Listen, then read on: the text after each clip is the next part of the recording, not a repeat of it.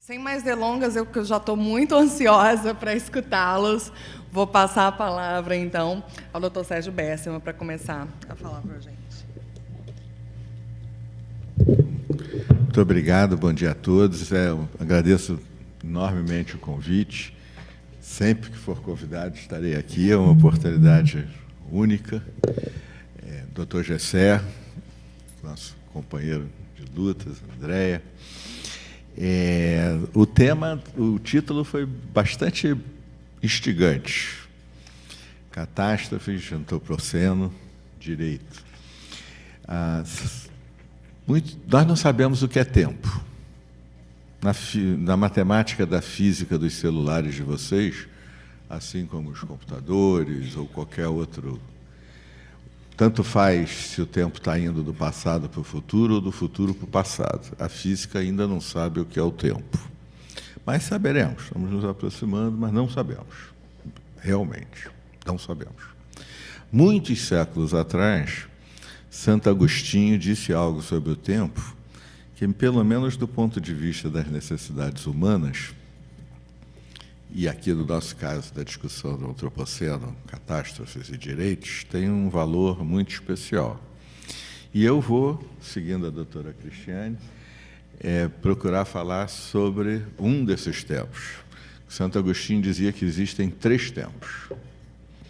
O tempo presente das coisas passadas. Eu estou aqui, mas meu pai está comigo, minha mãe está comigo, beijo falecidos, a história que eu vivi. Então, o tempo presente das coisas passadas, as experiências de catástrofes ambientais mais antigas, principalmente as mais recentes, já os impactos de mudanças climáticas aparecendo. O tempo presente das coisas presentes, que somos nós aqui, nesse exato instante que vira passado imediatamente, e é o único tempo em que nós estamos. E, sobre isso é que eu gostaria de falar um pouco mais, o tempo presente das coisas futuras. Esses 3 tempos existem sempre, quer a gente queira, quer a gente não queira. O passado sempre estará conosco e nossos desejos, investimentos, sonhos, aspirações, valores, preocupações com o que deve acontecer à frente, também, quer conscientemente, quer inconscientemente, sempre estarão conosco.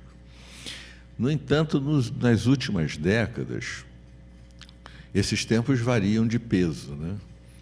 Ao longo deste dia, eu estou aqui no tempo presente das coisas presentes, procurando falar o que eu gostaria da melhor maneira, mas ao longo do dia virão lembranças do passado, virão preocupações com o futuro e se alternam seus pesos.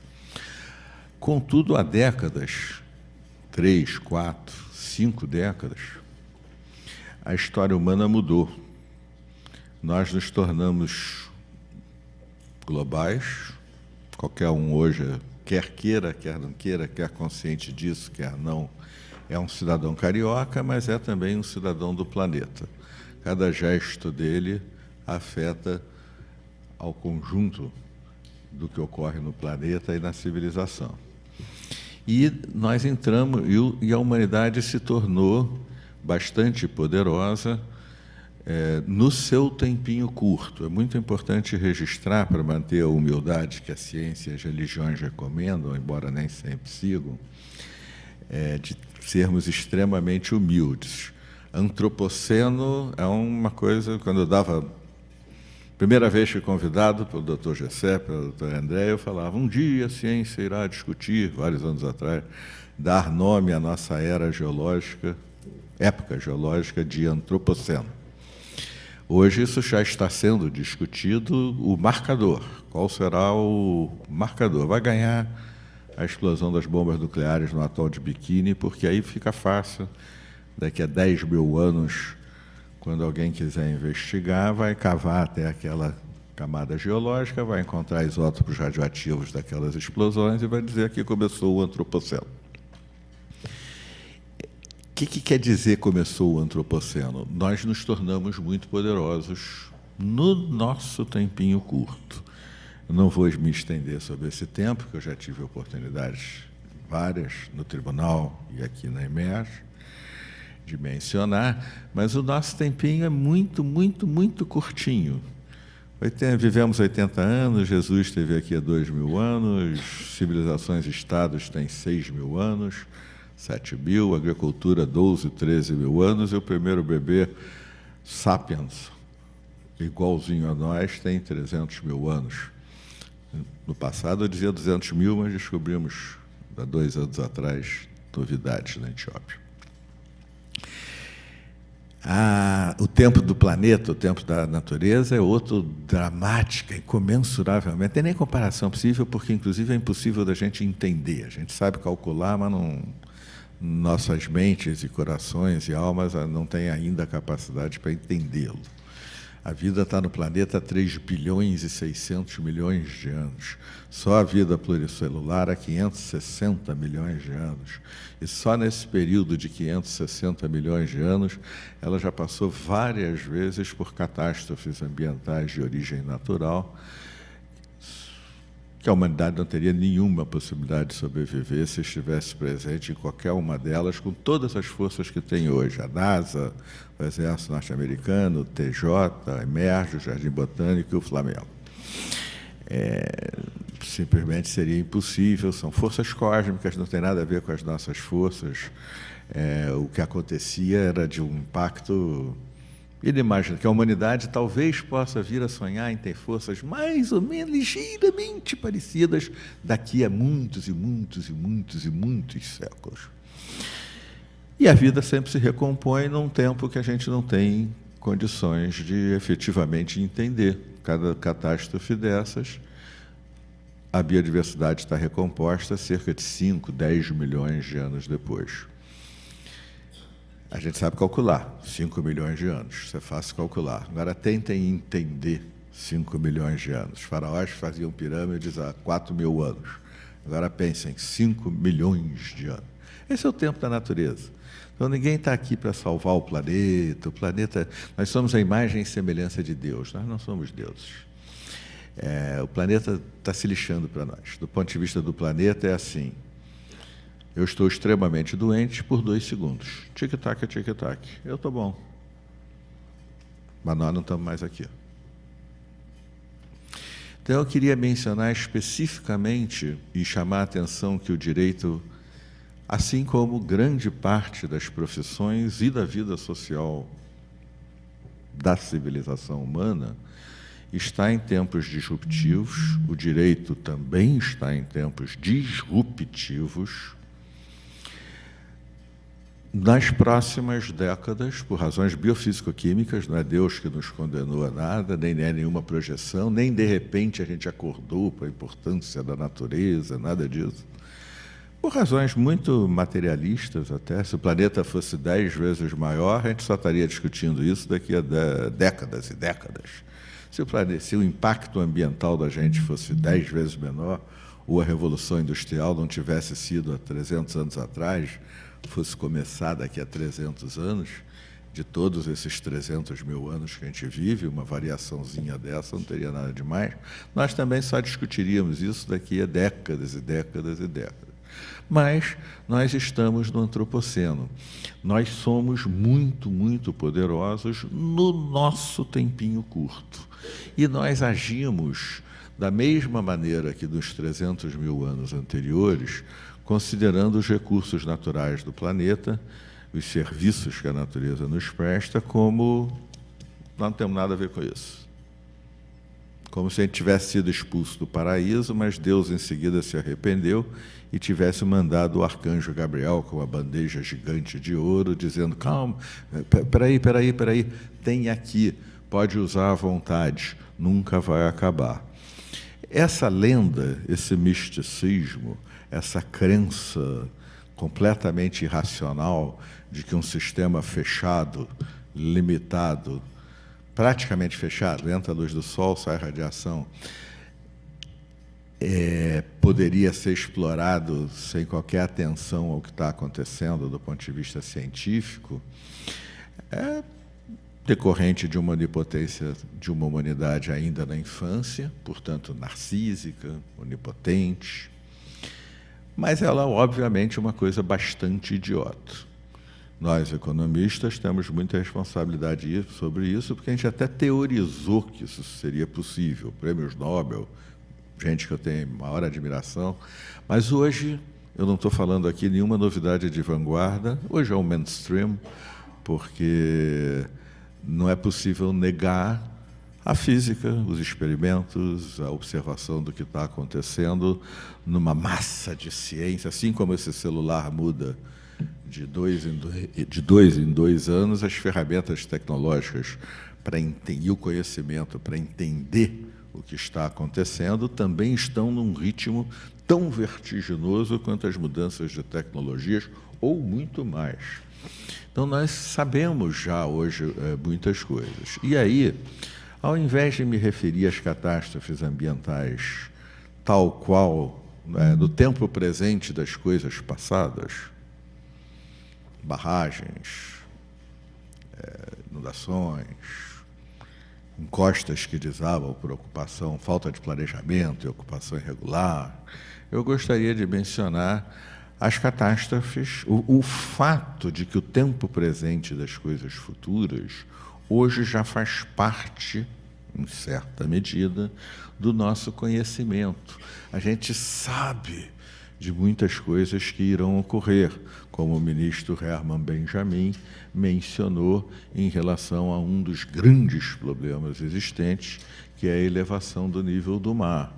Eu vou me permitir também, e sugerir a todas, que vejam no YouTube o vídeo de uma menina de 15 anos de idade, Greta, da Suécia, esqueci o sobrenome agora, está provocando greves na Europa inteira, mas, basicamente, a mensagem dela é uma mensagem olhando para a minha geração e para a maior parte dos que estão aqui, exceto as moças, estão todas muito jovens. Basicamente, ela olhando para nós e dizendo assim: o que está acontecendo? Quem são vocês? A gente sabe... Vamos logo direto aos dois problemas. São muitos, 9. Mas 2 são... Nós estamos no meio de uma gigante monumental, extraordinária, e não sabemos se superável 2 catástrofes ambientais. Coisas que a humanidade nunca viu. E tremendamente impactantes. Já contratadas, não são possíveis de serem evitadas. Elas irão ocorrer. As mudanças climáticas, mesmo que dê tudo absolutamente certo, mesmo que se cumpra o Acordo de Paris ao pé da letra e o planeta esquente apenas 2 graus Celsius até o final do século, o que, na minha opinião científica e de estudioso do tema há 20 e poucos anos, é completamente impossível. Nós não vamos conseguir ficar em 2 graus Celsius, não tem mais chance para fazer isso. A gente tinha que ter começado a trabalhar há 20, 30 anos, quando a ciência já era claríssima e robusta.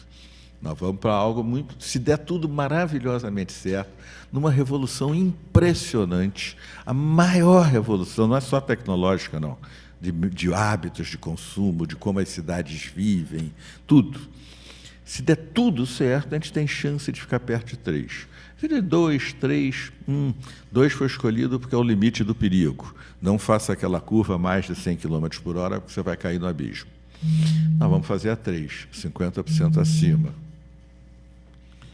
Ou seja, nós vamos fazer a curva a 150 km por hora.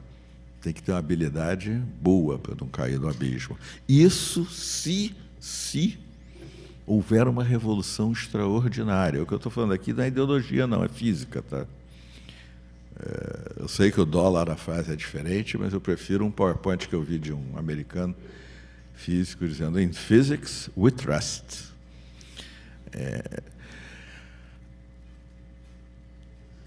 3 graus, 2 graus é o limite do perigo. 3 graus, o grande climatologista disse, sobre o clima só existe agora, disse isso há 2 anos atrás, uma coisa previsível. Nós já entramos no território do imprevisível.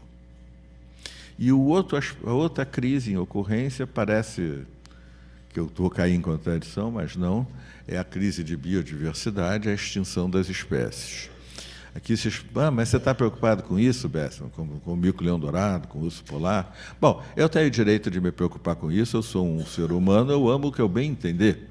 Agora, eu respeito o direito de um outro ser humano não amar as coisas que eu amo e está se lixando para o urso polar ou para o mico-leão-dourado. A questão não é essa. A questão é que nós vamos extinguir, já contratado, não tem como evitar. Se tudo der maravilhosamente certo, e não tem nada dando certo, nós vamos extinguir de 20% a 30% de todas as espécies vivas existentes nos próximos 30 a 40 anos, para todo sempre. E isso não é uma questão de maldade ou perversão humana. Isso é uma questão de que nossa sobrevivência fica ameaçada. Nós somos topo da cadeia alimentar. Se muitas espécies se extinguem, nós temos problemas muito sérios. Como, por exemplo, se os polinizadores se extinguem e as abelhas estão desaparecendo em todo o mundo, na Austrália, Costa Rica, África, Ásia, Paraná, Brasil inteiro, e ninguém sabe direito a causa, provavelmente são muitas causas ao mesmo tempo, que nem desastre de avião. Se os polinizadores desaparecem, a produtividade agrícola desaba e nós temos fome. Nós temos... A guerra da Síria tem alguma coisa a ver com mudança climática ou fome? Não. Conflitos geopolíticos, União Soviética, Estados Unidos, Irã, Arábia Saudita. Mas se não é o 7º ano de seca consecutiva num território que já é seco, o ambiente era muito diferente para tudo que estaria acontecendo lá. Então, essas duas crises, mudanças climáticas e crise de biodiversidade, são catástrofes ambientais não de eventos, mas de processos. Eles estão ocorrendo, na medida em que a gente emite gases de efeito estufa, vão se acumulando na atmosfera e o planeta vai ficando mais quente. E, na medida que o uso do solo, espécies exóticas e as próprias mudanças climáticas vão avançando, as espécies vão se extinguindo, nós vamos perdendo... Eu gosto da melhor definição de Amazônia, a Biblioteca de Alexandria do software humano. O reservatório genômico da Amazônia é uma riqueza, um conhecimento. Cada vez que se extingue uma espécie que a gente nunca nem vai saber que existiu, e na Amazônia são muito mais de milhares, a gente pode estar perdendo a cura de uma doença importante, um processo industrial altamente relevante, uma forma de produzir alimentos, de tornar a espécie mais resistente à seca.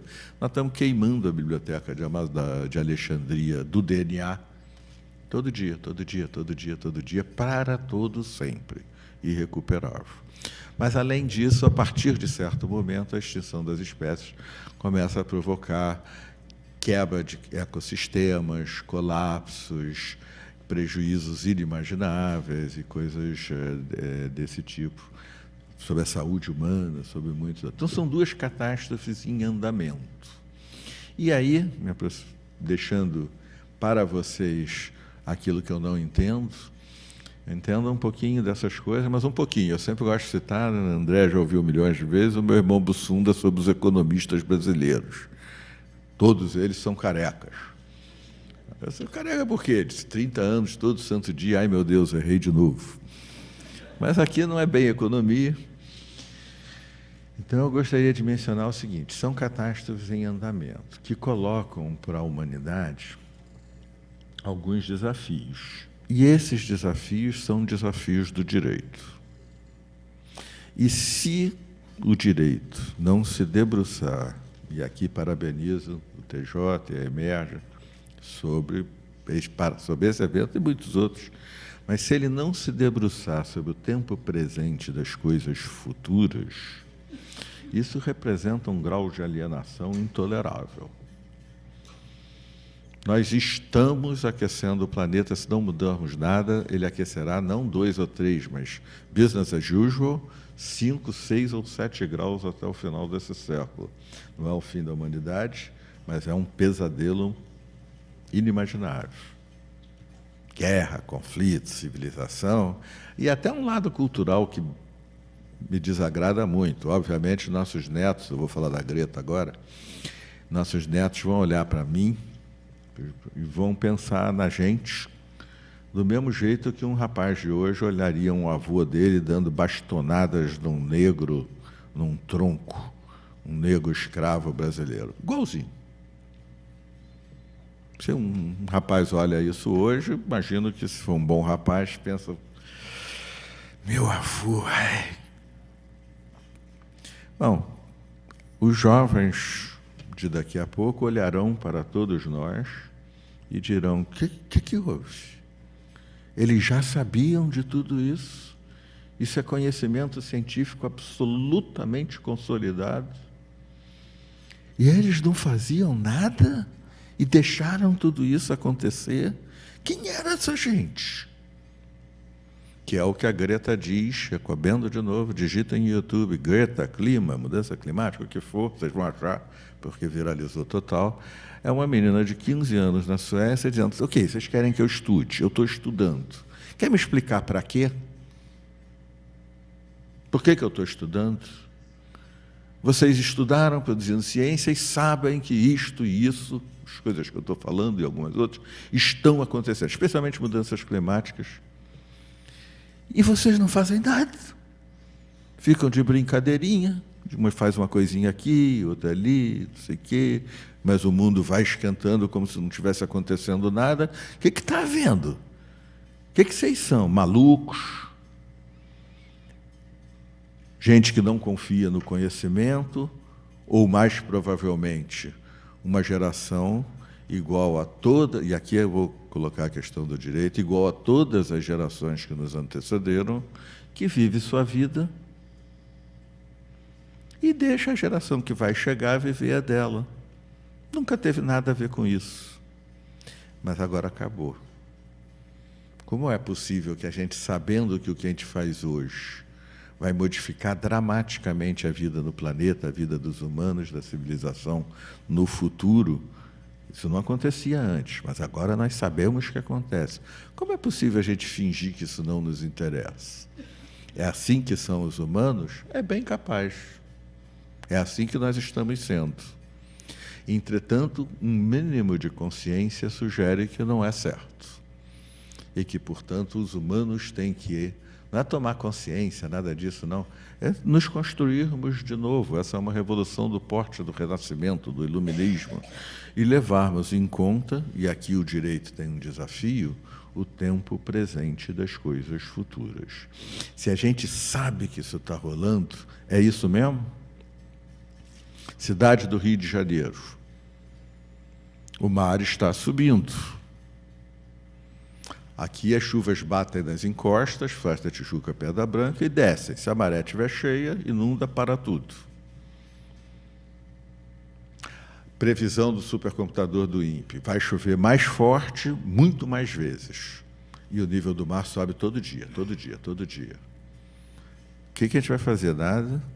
O que a gente vai fazer do túnel da Grota Funda até Santa Cruz, as Vargens e as Guaratibas? Deixar rolar shopping center e condomínio, e depois ter que gastar, vimos o governador, falta dinheiro para o comezinho, ter que gastar uma fortuna incalculável para infraestruturar uma região que é Vargens, que é plana, quando Favela da Maré vai precisar. Nós vamos salvar Rio das Pedras? Eu estudei bem isso, acho que dá para salvar. Nós vamos salvar Areal e Areinha em Rio das Pedras? Nenhuma chance. Não precisa de dinheiro para reassentar essas pessoas com dignidade. Ou nós vamos fazer que nem no passado, remoção, joga para longe, eles que se virem. Comunidade Piraquê na Zona Oeste, vamos fazer o quê? Joga para longe, eles que se virem, deixa inundar. Ou se vocês querem um exemplo de milhão, não um exemplo de milhares, São Gonçalo, vamos fazer o quê? Deixa eles que se virem, que se ferrem. Porque mudança climática é impactante sobre todo mundo, mas, acima de tudo, os lugares mais vulneráveis são mais baratos ou mais caros? São mais baratos. Quem mora neles? Os pobres. Isso contado às centenas e centenas de milhões no mundo. Então, o que nós vamos fazer? Nós vamos ignorar? Deixa isso acontecer? Ou a gente usa conhecimento e muda? O direito não tem nada a ver com isso? Só depois que as coisas acontecerem é que o direito vai...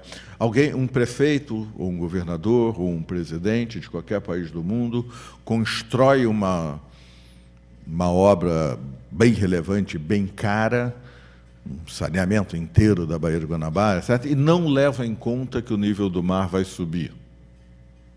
Isso implica gastar muito mais dinheiro, ou pelo menos mais dinheiro. Daqui a 30 anos a obra já era, como, aliás, em São Gonçalo já era. Em São Gonçalo, quando tem maré cheia, os dejetos, ao invés de saírem da casa das pessoas para irem poluir a Baía de Guanabara, vêm da Baía de Guanabara e entram e vazam na casa das pessoas, regularmente. Basta uma boa de uma maré cheia com chuva. Qual é a imputação?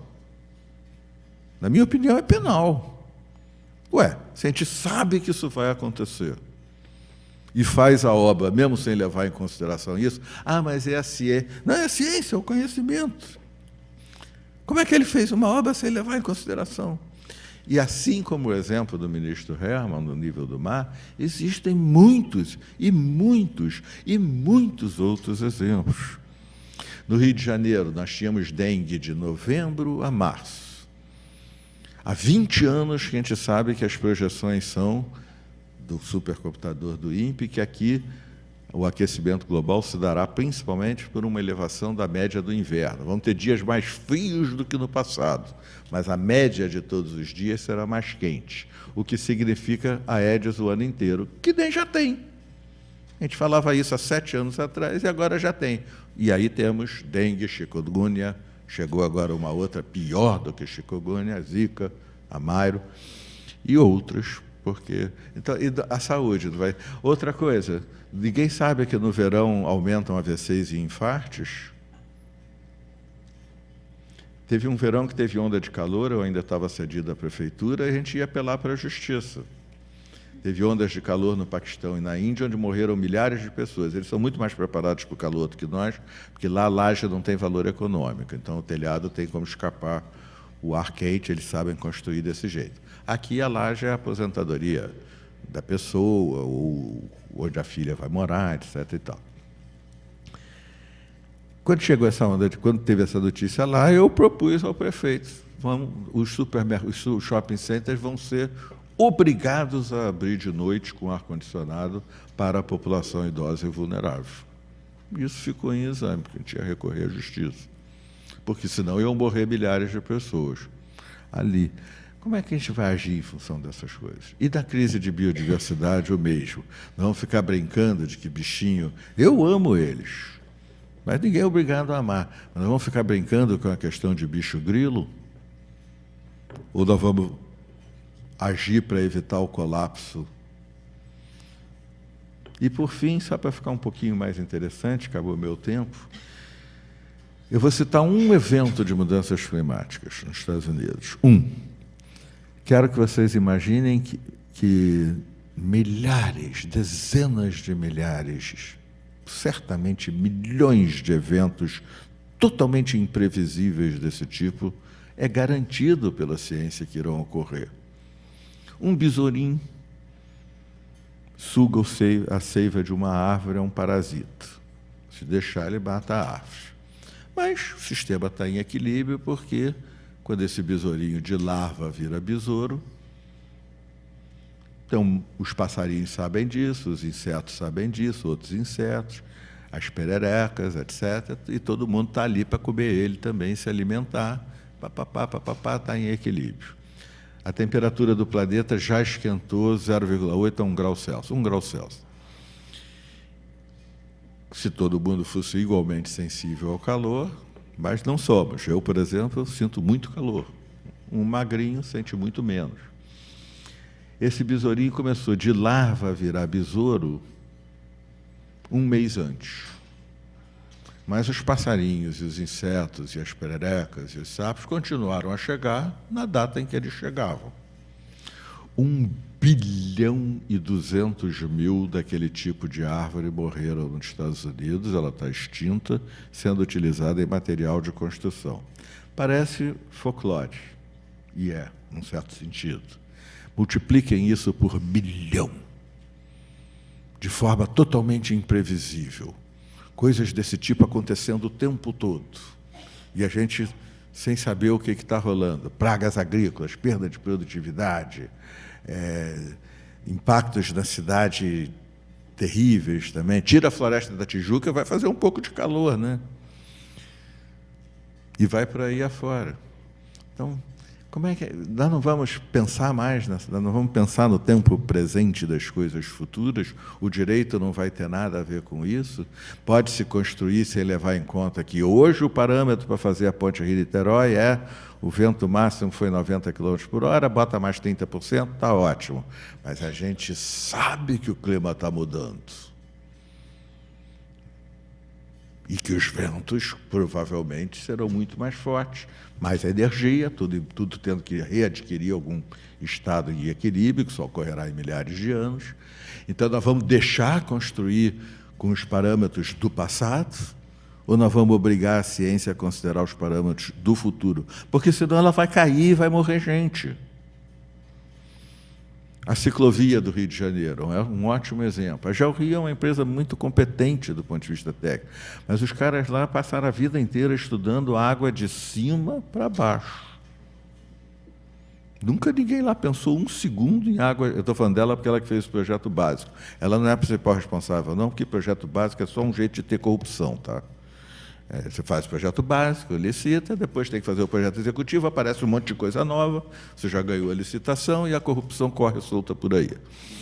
Obrigaram a GeoRio a fazer o projeto básico correndo para ter a ciclovia. Eles nunca pensaram em água de baixo para cima.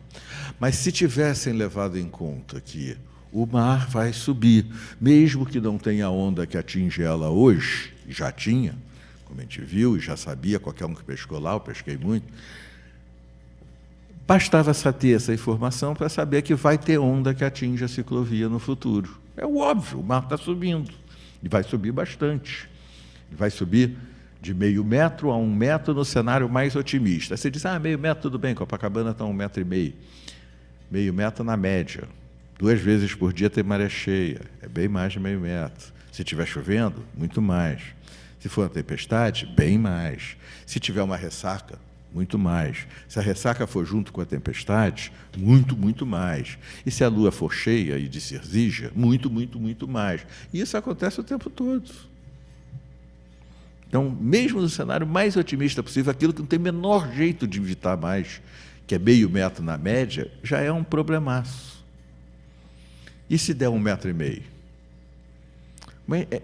Nós temos que agir hoje em função do futuro. Meu tempo esgotou, e eu só queria dizer que o desafio de vocês é o desafio da humanidade. Quem nós seremos? Aqueles que se preocupam com o tempo presente das coisas futuras, que é a própria definição de consciência, né? Ou não? Nós, humanos, somos assim como nós somos hoje. Eu cuido da minha vida, e eles lá que cuidam da deles, problema deles. Se eu estragar agora, é problema do meu neto. Eu não quero saber disso, não. E, tempo esgotado, só uma provocação. É global. É global. Não adianta nada. A molécula que esquenta o planeta, tanto faz. Se é a fábrica mais moderna do Japão, um táxi em Nova York, Manhattan, um brasileiro desmatando a Amazônia, um indiano cozinhando em bosta de vaca nas ruas de Nova Delhi. Tanto faz. Vai para a atmosfera e esquenta. Autodeterminação dos povos, todo mundo aqui é a favor, né? Se continuar assim, todo mundo aqui vai... Mudou. Pensar fora da caixa. Governança global, não é governo mundial, não, mas governança global, direito internacional, se sobrepondo, como o TPI já indica um pouquinho, até mesmo as soberanias nacionais, é uma condição para que exista soberania nacional. Ninguém vai me pegar no truque do nacionalismo versus globalismo, não. Quer ter o direito de ter a Amazônia, tem que lutar contra a mudança climática. Porque se a gente parar de desmatar a Amazônia agora, mas a mudança climática continuar, nós vamos perder mais de metade da Amazônia.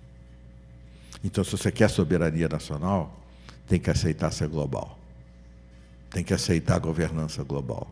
Porque os problemas agora são globais. E o direito tem bons desafios pela frente. Obrigado.